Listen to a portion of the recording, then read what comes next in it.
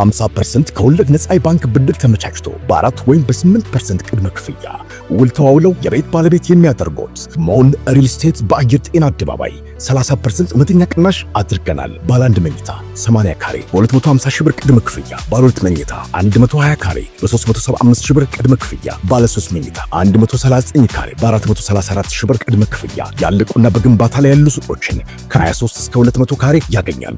3000 ካሬ አረንጓዴ ስፍራ ያለው በእያንዳንዱ ህንፃ ላይ 4 ዘመናዊ ሊፍቶች የተገጠሙለት የከርሰ ምድር ውሃ ይወጣለት። ማየት ማመን ነው። ይምጡና ይጎብኙ።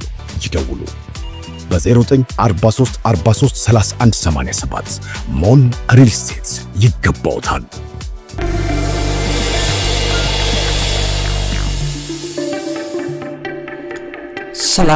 ሰላም በድጋሚ ተገናኝተናል። ክብራትና ክብራን የሣድስ ቤተሰቦቼ እንግዲህ ሰበር መረጃ አለ።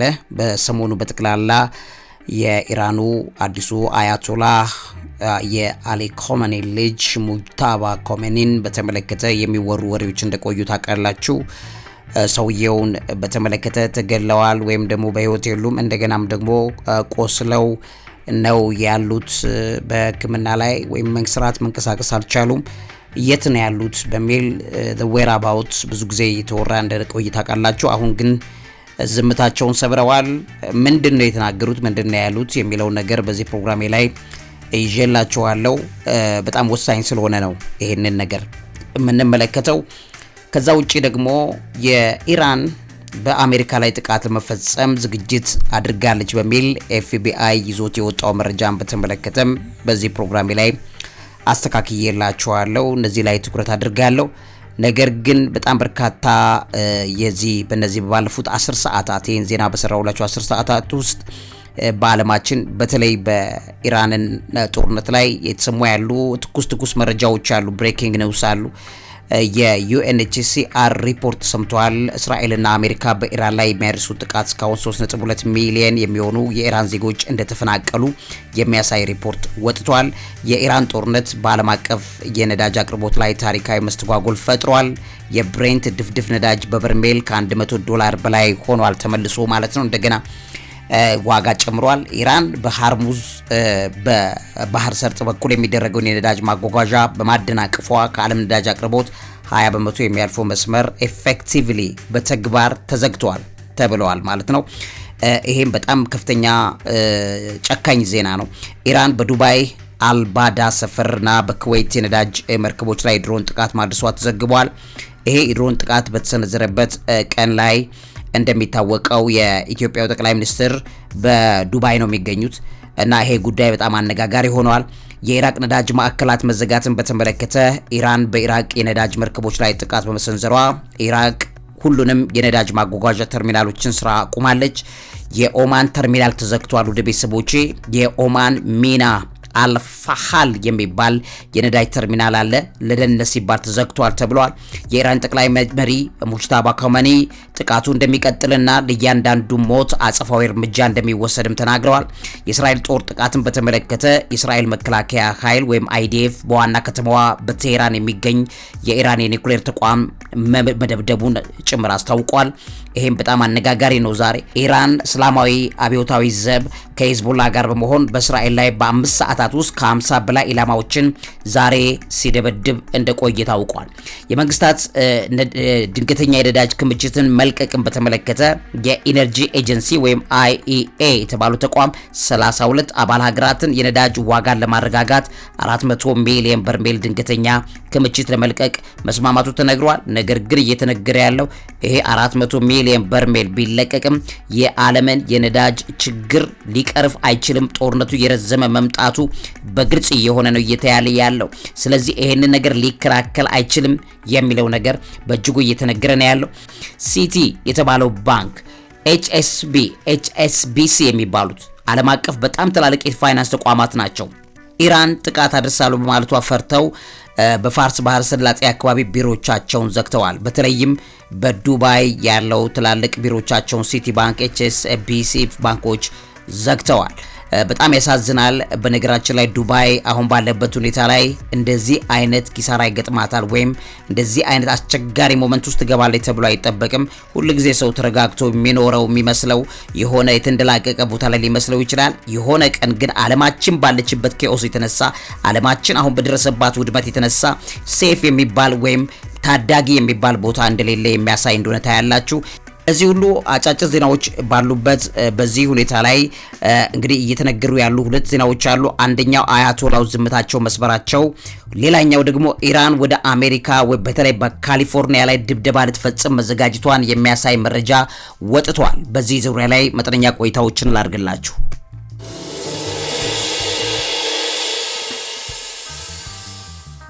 እንግዲህ ክቡራትና ክቡራን የሣድስ ቤተሰቦች አዲሱ መሪ ሙጅታባ ካሜኒ አዲሱ ጠቅላይ መሪ ሆነው ከተሾሙ ቀናቶች አልፈዋል።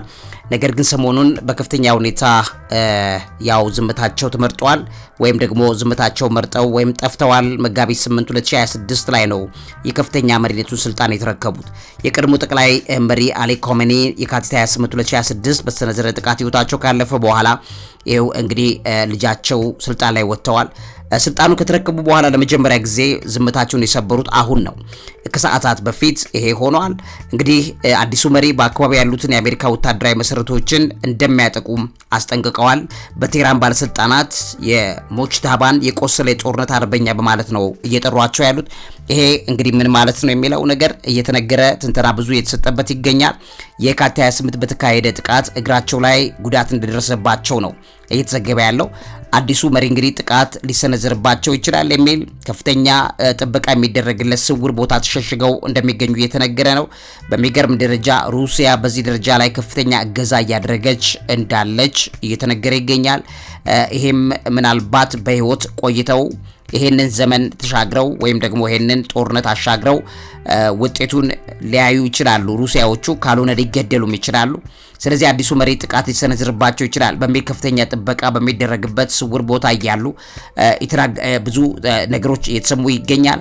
የአሜሪካው ፕሬዝዳንት ዶናልድ ትራምፕ የአዲሱን መሪ ህልውና በዋሽንግተን እውቅና ላይ የተመሰረተ ነው ብለው ተናግረው እንደነበረ፣ ነገር ግን ኢራን ከአሜሪካ እውቅና ውጪ ወይም ለዶናልድ ትራምፕ እኔ ካልመረጥኩኝ በቀር መሪ መመረጥ አይችልም ብሎ ባለበትን ምንም አይነት ህግና መመሪያ በሌለበት ደረጃ ላይ የሰው ሀገር የፖለቲካ ሲስተም ውስጥ ገብቶ ጣልቃ የመግባትና እኔ የፈለኩት ብቻ የሚል አይነት ነገሩን ሰብረው ኢራናውያኑ አያቶላው መርጠዋል። ከዛ በኋላ እንግዲህ በአሜሪካ በተለይ በዋሽንግተን በትራምፕ መንግስት ስር የሚታየው እንደ ማሾፍ ነው። ሰውየውን በመመረጥ በተመለከተ በማንኛውም ሰዓት ሊገድሏቸው እንደሚችሉ እየተነገረ ነው ያለው። ነገር ግን ዓለም አቀፍ ሌሎች የኢራን ወዳጅ ሀገራት ሰሜን ኮሪያን ጨምሮ ቻይናን ጨምሮ እውቅና እየሰጧቸው በመገኘቱ የተነሳ ምናልባት ጥቃቱ ሌሎች ችግሮችን አከታትሎ እንዳይመጣ ያሰጋል የሚል ነገር እየተነገረ ነው ያለው። ከአዲሱ መሪ የተሰማው ማስጠንቀቂያ ያለ ዛሬ እየተነገረ ያለ ያንንም እንመለከታለን። ከዛ ውጪ ግን በዚህ ባለፈው የ12 ቀን ጦርነት እስራኤልና ኢራን በነበረባቸው የ12 ቀን ጦርነት ላይ ኢራን ከ550 በላይ ሚሳኤሉን ተኩሳ እንደነበረ ይታወቃል። አሁንም ይሄ የተጠነካከረ ነገር ሆኖ ቀጥሏል። እንግዲህ ከ12 ቀናት በላይ ይሄ ጦርነት አልፏል። ስለዚህ ይሄ ጦርነት ባጭሩ የማይቆም መሆኑ እየተነገረ ነው ያለው። ስለዚህ አሜሪካም እስራኤልን በያዙት እቅድ መሰረት ምናልባት ከ4 እስከ 5 ሳምንት ይፈጃል የሚባለው ጦርነት ኢራን ግን አራዝማ ልትሄድ የምችልበትን ነገር በትክክል እዚህ ላይ እያሳየች እንዳለች በትክክል እንመለከታለን። ይህንንም ነው በአያቶላው ንግግር ላይ ወይም ደግሞ አያቶላው ዛሬ ወጥተው ከተደበቁበት ወጥተው ካሰቧቸው ካተናገሯቸው ሀሳቦች መካከል ዋነኛ ሆኖ የተቀመጠው።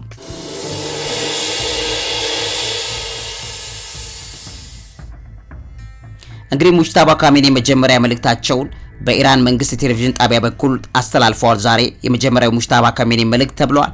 በመካከለኛው ምስራቅ የሚገኙ የአሜሪካ ጦር ሰፈሮች እንዲዘጉ ካልተደረጉ ጥቃቱ እንደሚቀጥል አስጠንቅቀዋል። የኢራን አዲስ ከፍተኛ መሪ ናቸው። ስለዚህ የሆርሙዝ ስትሬት ወይም የሆርሙዝ አካባቢ ያለው መዘጋትን በተመለከተ የሚመለከታቸው ሐሳብን ተናግረዋል። ሙጅታባ ካሜኒ ባስተላለፉት መልእክት የሆርሙዝ ስትሬት ወይም ስትሬት ኦፍ ሆርሙዝ በአሁኑ ሁኔታ እንደማይከፈትና ለንግድ መርከቦች ዝግ ሆኖ እንደሚቀጥል አረጋግጠዋል። ይሄ ነገር ትራምፕን በጣም እንደሚያበሳጨው ይታወቃል። ምክንያቱም ይህም ቦታ በመዝጋት የተነሳ የሚመጣው አጸፋዊ ምት 20 በመቶ በፊት ከነበረው ጥቃት በላይ ነው በሚል ትራምፕ ሰሞኑን መናገሩ ተሰምቷል። ለዚህ ሙጅታባ ቀጥተኛ የሆነ መልእክት ነው ዛሬ ያስተላለፉት። የፐርሺያን ባህረ ሰላጤ ጥቃቶችን በተመለከተም ኢራን እስላማዊ አብዮታዊ ዘብ በመካከለኛው ምስራቅ ባሉ የባህረ ሰላጤው ሀገራት ኩዌት፣ ኳታር፣ ባህሬን፣ ዩናይትድ አረብ ኤሚሬትስ በእነዚህ በሚገኙ የአሜሪካ የጦር ሰፈሮች ላይ ሚሳኤልና ድሮን ጥቃቶች እያደረሱ ነው ያሉት። ይሄም እንደሚቀጥል የሚነግር ሀሳባቸውን ሰንዝረዋል። የኢራን ጥቃት መቀጠሉን ተከትሎ እንግዲህ የዓለም ነዳጅ ዋጋ በበርሜል መጨመሩ $100 መድረሱ ከፍ ማለቱም ጨምሮ ዛሬ እየተነገረ ነው ያለው። ስለዚህ ይሄ ጦርነት ከተጀመረ ከየካቲት 28 ጊዜ ጀምሮ በአጠቃላይ 7 የአሜሪካ ወታደሮች እስካሁን መሞታቸው እንዲሁም ደግሞ ከዚህ ጋር የተያያዙ ሪፖርቶች መስፋታቸውን ትሰማላችሁ። ኢራን ዋና ኢላማዋ በአካባቢ ያሉ የአሜሪካ ጦር ሰፈሮች እንዲሁም የእስራኤል ቴል አቪቭ አካባቢ መሆናቸውን የኢራን የውጭ ጉዳይ ሚኒስትር አባስ አራግቺ እንዳስታወቁ ይታወቃል። ነገር ግን አሁን ባለበት ሁኔታ ደግሞ ወደ አሜሪካ ግዞት ወይም ግዛቷ ውስጥ በተለይ በካሊፎርኒያ አካባቢ ላይ ጥቃት ለመፈጸም እየተሰናዳች ነው የሚለው ዜና እየተነገረ ይገኛል።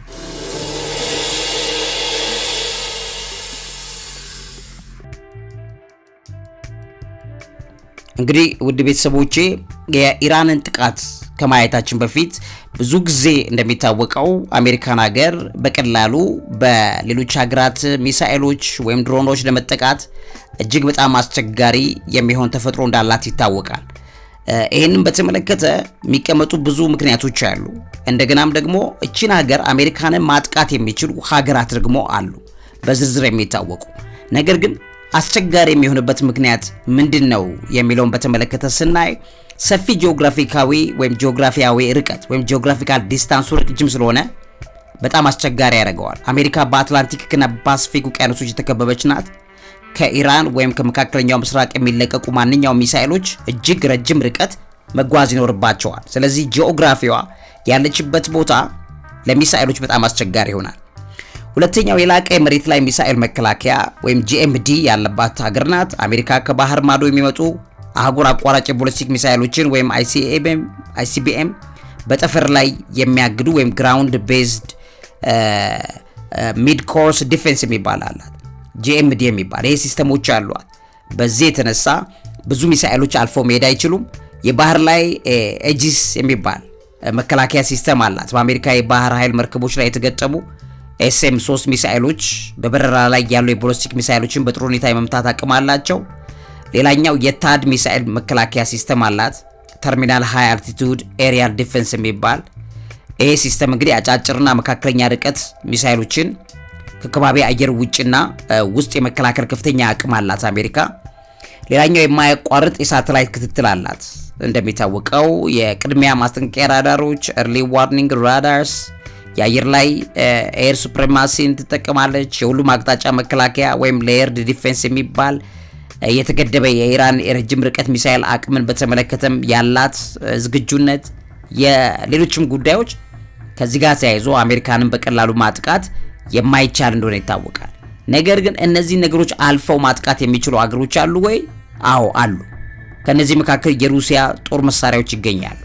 በአሁኑ ወቅት የአሜሪካ ምድር ሊያደርሱ የሚችሉ ወይም ዘልቀው ገብተው መምታት የሚችሉ እጅግ የላቁና የረቀቁ በጣም ብዙ ቁጥር ያላት የICBM ክምችት ያላት ሀገር ሩሲያ ናት።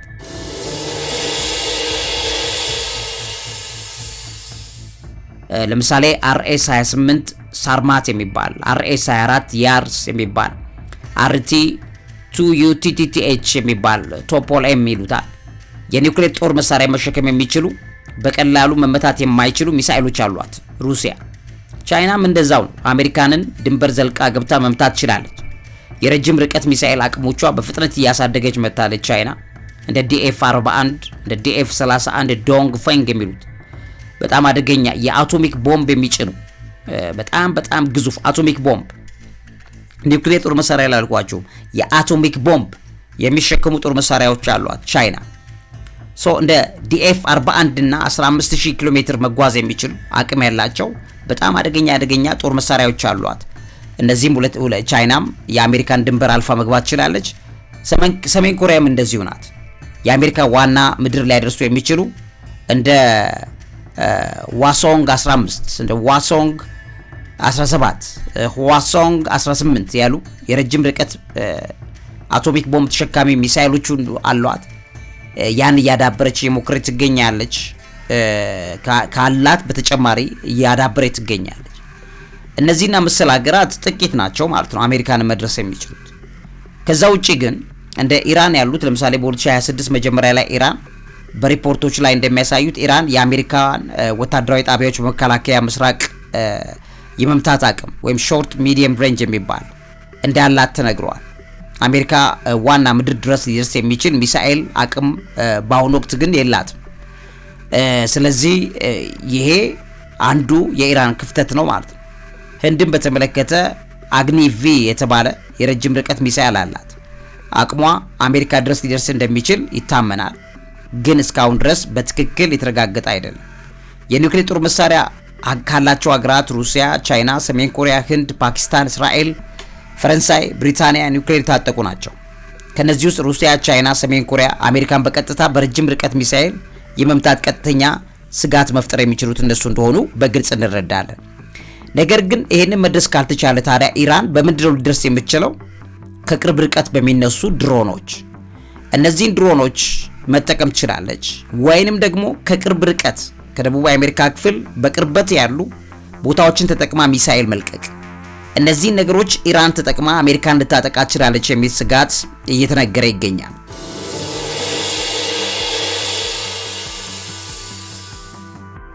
እንግዲህ ውድ ቤተሰቦቼ የኤፍቢአይ ማስጠንቀቂያ ነው የተሰማው። የፌዴራል ምርመራ ቢሮ ወይም ኤፍቢአይ ካሊፎርኒያ የህግ አስከባሪ አካላት በቅርቡ ያስተላለፈው ማስታወሻ ኢራን በካሊፎርኒያ ላይ የድሮን ጥቃት ለመሰንዘር አቅዳ ሊሆን እንደሚችል ነው የሚያስጠነቅቀው።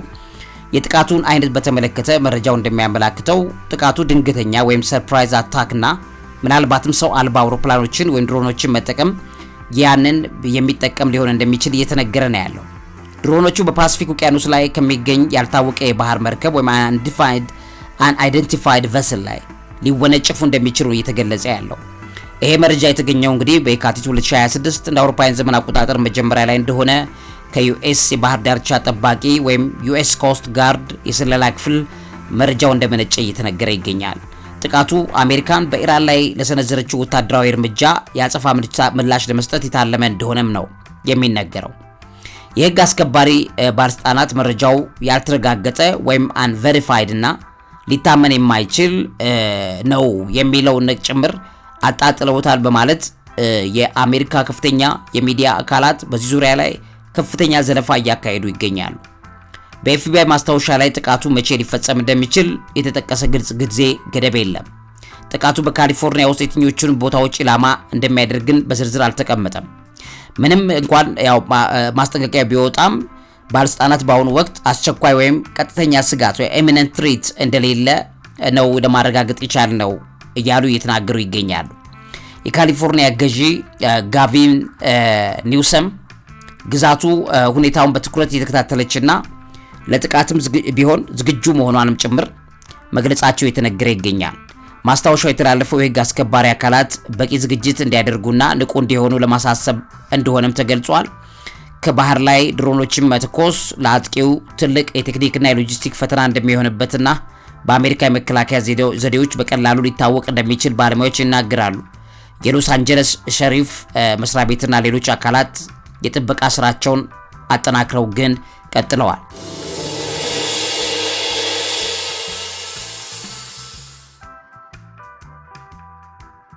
ፕሬዚዳንት ዶናልድ ትራምፕ በኢራን የሚደገፍ ጥቃት በአሜሪካ ምድር ላይ ይፈጸማል ብለው እንደማይሰጉም ጭምር ተናግረዋል። ኢራን በመካከለኛው ምስራቅ የምትጠቀምባቸው ሻሂድ 136 የተባሉት የካሚካዜ ድሮኖች እንዳሏት ይታወቃል። አንዳንድ ባለስልጣናት ባለፉት ቀናት በኢራን ላይ የተካሄደው ጥቃት የኢራንን እንዲህ አይነት እርምጃ የመውሰድ እጅግ ኃይሉን አዳክሞታል ብለው እንደሚያምኑም ጭምር ይናገራሉ። ማስታወሻው በሜክሲኮ ድራግ ካርቴሎችና በኢራን መካከል ሊኖር ስለሚችል ግንኙነት ወይም ደግሞ ከዚህ ጋር የተያያዘው ነገር ካለ ጥናት ሊደረግ ይገባል የሚለው ነገርም በትኩረት ተያይቷል። ኢራን ጥቃቱ ምናልባት ከደቡብ አሜሪካ ክፍል አካባቢም አድርጋ ልትፈጽመው ትችላለች ተብሎ የተሰጋ ይገኛል። በተለይ በቬኔዙዌላ አካባቢ ላይ ያሉ የኢራን ደጋፊ አካላት ለዚህ ቅርብ የሆነ ነገር ሊፈጽሙ ይችላሉ ተብሎም እየተነገረ ነው ያለው። የደህንነት ሁኔታን በነወጥን በተመለከተ ጦርነቱ ከተጀመረ ወዲህ የካሊፎርኒያ የአደጋ ጊዜ አገልግሎት ቢሮ የደህንነት ጥበቃውን እጅግ ከፍ ማድረጉ ግን እየተነገረ ነው የሚገኘው። ባለስልጣናት ህዝቡ እንዳይደናገጥ ነገር ግን አካባቢውን በትኩረት እንዲከታተልም ምክር ማስተላለፋቸው እየተነገረ ይገኛል። እነዚህና መሰል ጉዳዮችን በተመለከተ በዚህ ፕሮግራማችን ላይ ያለንበትን የዘመን ፍጻሜ እንድንረዳ መረጃዎቹን በየጊዜው ተከታትሎ ለማቅረብ ይህን ፕሮግራም ሼር፣ ላይክ እያደረጋችሁ ለብዙ ሰዎች ብታካፍሉልን እንጠይቃችኋለን። ለዚህ አእምሮ ምግብ አዘጋጅና አቅራቢ መምህርና ጋዜጠኛ ዐቢይ ይልማ። እውቀት ታላቁ እግዚአብሔርን ታከብራለች። 50% ከወለድ ነፃ የባንክ ብድር ተመቻችቶ በ4 ወይም በ8% ቅድመ ክፍያ ውል ተዋውለው የቤት ባለቤት የሚያደርጉት ሞን ሪል ስቴት በአየር ጤና አደባባይ 30% እውነተኛ ቅናሽ አድርገናል። ባለ 1 መኝታ 80 ካሬ በ250 ሺህ ብር ቅድመ ክፍያ፣ ባለ 2 መኝታ 120 ካሬ በ375 ሺህ ብር ቅድመ ክፍያ፣ ባለ 3 መኝታ 139 ካሬ በ434 ሺህ ብር ቅድመ ክፍያ ያለቁና በግንባታ ላይ ያሉ ሱቆችን ከ23 እስከ 200 ካሬ ያገኛሉ። 3000 ካሬ አረንጓዴ ስፍራ ያለው በእያንዳንዱ ህንፃ ላይ 4 ዘመናዊ ሊፍቶች የተገጠሙለት የከርሰ ምድር ውሃ ይወጣለት። ማየት ማመን ነው። ይምጡና ይጎብኙ። ይደውሉ በ0943 43 3187 ሞን ሪል ስቴት ይገባውታል።